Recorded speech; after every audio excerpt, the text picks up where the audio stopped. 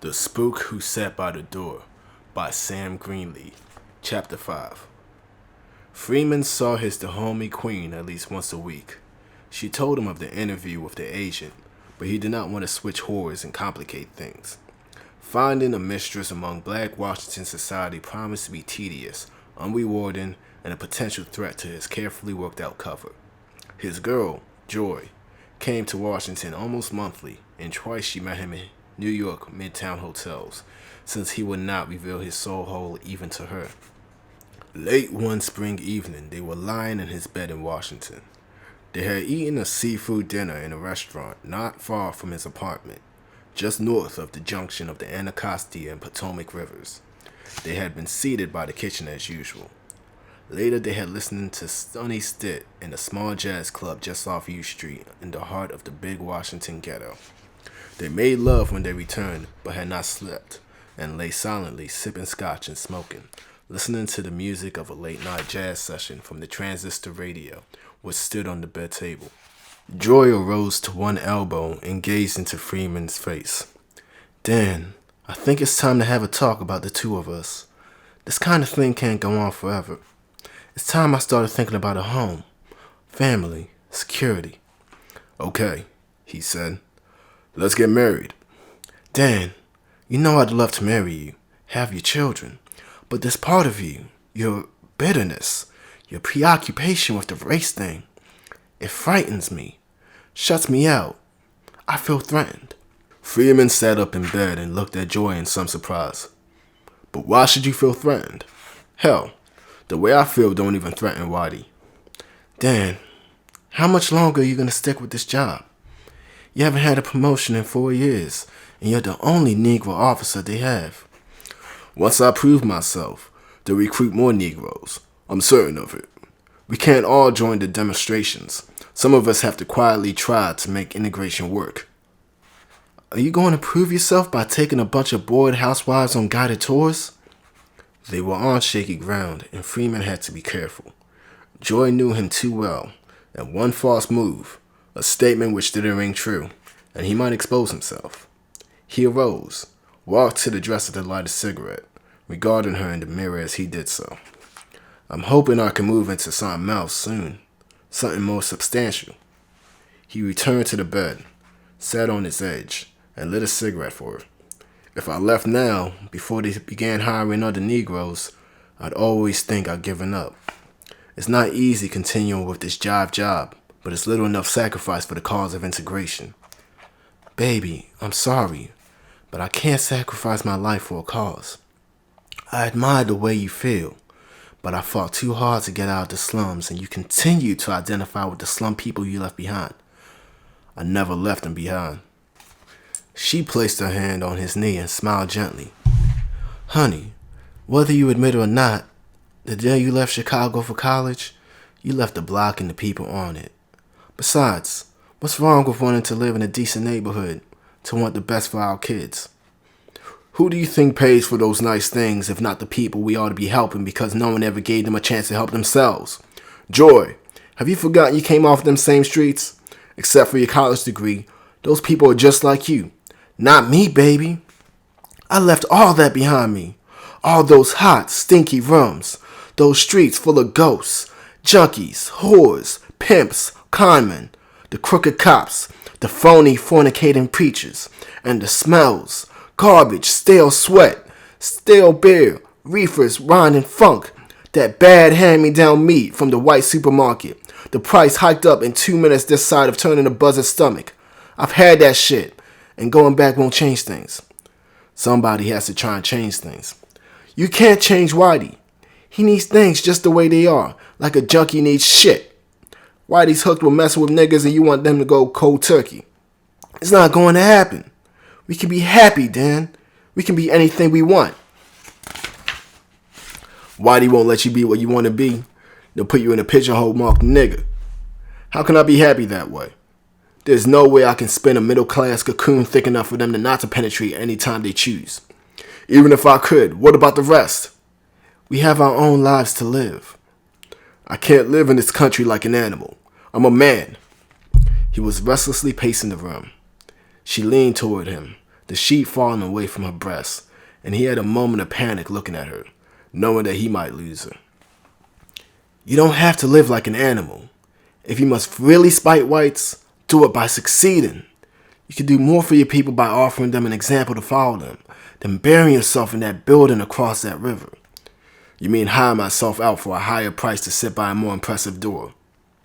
It doesn't have to be that way. You don't have to think any cooperation with whites is a sellout. There are dozens of responsible positions available. She wants me to tell her it will be alright if I make enough money.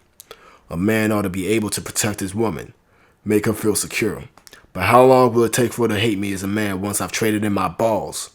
A showpiece spade is a showpiece spade, no matter how many times he gets his picture in the papers or how much bread he makes. Joy, I don't have to stay in Washington. I can return to Chicago. It was a bit soon for what he planned, but he had to try and keep her. Keep them both. There's an opening with the private foundation I started out with in street gang work. You're going back into social work? All the good possessions for Negroes are filled now. I thought you might finish law school. Maybe go into politics. She wants that title, he thought. Mrs. Lawyer Freeman, then Mrs. Congressman Freeman. I can go to law school. The kids only hang out at night. Stop kidding yourself, Dan. You don't want to go to law school. You never did like it. And you hate Negro lawyers. You hate all the Negro middle class because you think they don't do enough to help other Negroes. You forgot something, honey. I'm middle class too. But you're still on the block in spirit. You made your choice, and I have a right to make mine.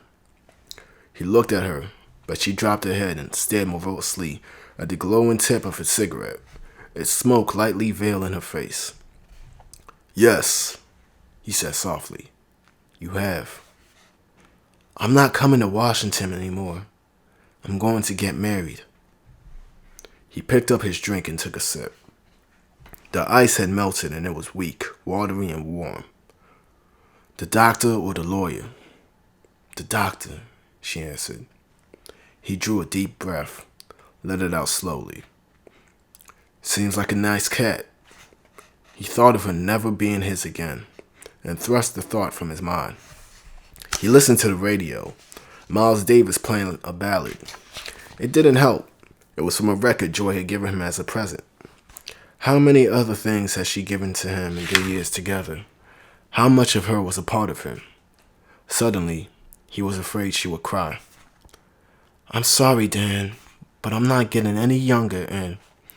It's all right, baby, he said, taking a cigarette and snuffing it out in an ashtray. I guess it had to happen one day. Look, this is our last night together. Let's say goodbye right. He reached for her. She sent him an invitation to the wedding, and he sent them a wedding present. But he did not go to Chicago for the ceremony because he thought you can carry being civilized too far. Freeman had met Joy years before in East Lansing, Michigan, when they were both students at Michigan State University. They were both slumbered, bright, quick, and tough, and considered a college degree the answer to undefined ambitions. They had much in common. They were both second-generation immigrants of refugee families from the Deep South. Their grandparents had migrated as displaced persons to the greater promises of the urban North. Joy's grandfather from Alabama to the Ford plant during the First War. Freeman's to the Chicago stockyards around the same time. Both Joy and Freeman had been born during the bleak Depression years and had known the prying, arrogant social workers, the easily identifiable relief clothing, the relief beans, potatoes, rice, and raisins wrapped in their forbidden brown paper bags. But poverty had done different things to them. Joy had become determined she would never be poor again. Freeman that one day to be black and poor no longer be synonymous. She regarded his militant idealism and total identification to his race first with amusement, then irritation, and finally, growing concern. Joy had no intention of becoming her black brother's keeper. Slowly, she convinced Freeman he could best use his talents to help Negroes as a lawyer dedicated to the cause of civil rights. He could join the legal staff of one of the established civil rights bureaucracies. One day argue precedent-making cases before the Supreme Court. She convinced him, and he began preparing himself for law school while working towards an undergraduate degree in sociology. Life was being very kind to Joy. She had never felt she would marry the man she loved, but she knew she would have to be very careful because Freeman could be a very stubborn man. The mere idea of his becoming a member of the black bourgeoisie was enough to enrage him. Joy intended not only that he became a member, but one of the leaders. She felt that she could manage this essentially unmanageable man because he loved her. The greatest potential danger was that she loved him as well, but she thought that she could control that emotion. She would have to, because there was far too much at stake. Joy made an unfortunate strategic error. She insisted that Freeman attend the national convention of the civil rights organization they thought he would join. Because she had to work that summer to replenish her wardrobe for the fall, Freeman went to the convention alone. He returned bitter and disillusioned. Baby, there ain't no way I can work for those motherfuckers.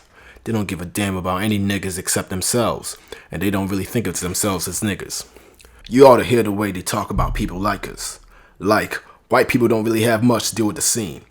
Is that lower class niggas are too stupid, lazy, dirty, and immoral.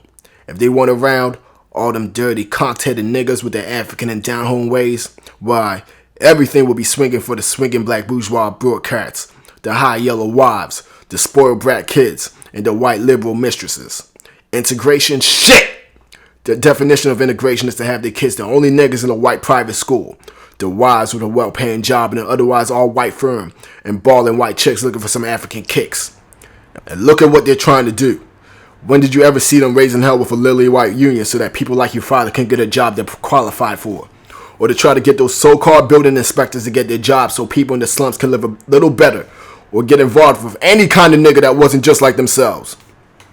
Joy was concerned, but not too much so. She figured that she could gradually smooth things over. But she underestimated Freeman's natural distrust and contempt for the Negro middle class. He remained adamant. Their fights about their future increased in frequency and intensity. Freeman took frequent trips with the track team, and it was not until he returned unexpectedly early from the annual Pacific Coast Conference Big Ten dual meet, which had been held in Palo Alto, that he found that Joy had been spending each weekend he had been on the road with the track team in Detroit. He drove to Detroit that evening, but she was not in when she called, and he left a message with her mother. He called a former roommate who was doing graduate work at Wayne State and had dropped his bags in his apartment. Freeman went to a little bar near his friend's house. He and Joy went there often because the bartender had been a potential All-American at Michigan until injured in the Army game, and the owner of the bar had played football at Illinois. The bar had a small, tasteful combo: piano, bass, drums, an electric guitar, and sometimes a horn. He sat at the bar talking to the bartender, sipping a Ballantine's ale, and listening to the music. He did not see Joy when she came in until he looked up and caught her reflection in the mirror behind the bar. She was sitting in a booth almost directly behind where he sat, and she had not noticed him there. She was with a tall, light-skinned Negro named Frank, who had graduated from Michigan 2 years before. He was the Negro quota at a local medical school, and his father was a prominent society doctor who made most of his money, tax-free, selling dope to jazz musicians and performing abortions for Negro debutantes in Detroit. Freeman watched them in the mirror, and like lovers, they touched each other in a way that lovers think is casual. The bartender watched them closely, and Freeman smiled that he intended to cool it. He was about to leave, hoping that Joy would not see him, when she looked up and their eyes met in the mirror. He nodded, smiled, and lifted his drink in salute toward her reflection. He stood and walked to her table and talked small talk with her and her date. Freeman had met him often in Ann Arbor and East Lansing, and occasionally at parties in Detroit, but somehow the pretty boy could never remember Freeman's name. Sitting there with Joy must have been good for his memory, because that night he knew exactly who Freeman was. They looked at one another in that quiet, deadly way men have when they don't like one another, while Joy chatted nervously. Freeman refused her invitation to sit down and then excused himself. He refused to drink at the bar and left, saying goodbye to his bartender friend. To Frank's credit, he really wanted to marry Joy, but his mother would not permit it because Joy was not society. She had not even come out. Several days of his mother's illness, a round trip to Europe for the summer vacation, and an American Express card convinced Frank that the thing between him and Joy could not work. He was very successful with the story of his trafficked love in Europe, and girls from Smith, Vassar, and Sarah Lawrence sympathized with him right up until the time they climbed into bed with him. Somehow, the story did not impress the girls from Bennington, but the others were intrigued. They didn't know Negroes had problems of that kind. They would enclose his creamy body in their arms, shut their eyes, and think of him as the deepest black. Had he known this, he would not have been flattered. The experience taught Joy a lesson. She would never leave her background behind her in Detroit. Her beauty, grace, manners, and education meant nothing to Detroit black society. She went to Los Angeles and became a society virgin from the Middle West. Freeman did not see her until years later, when she returned to Chicago. End of chapter 5.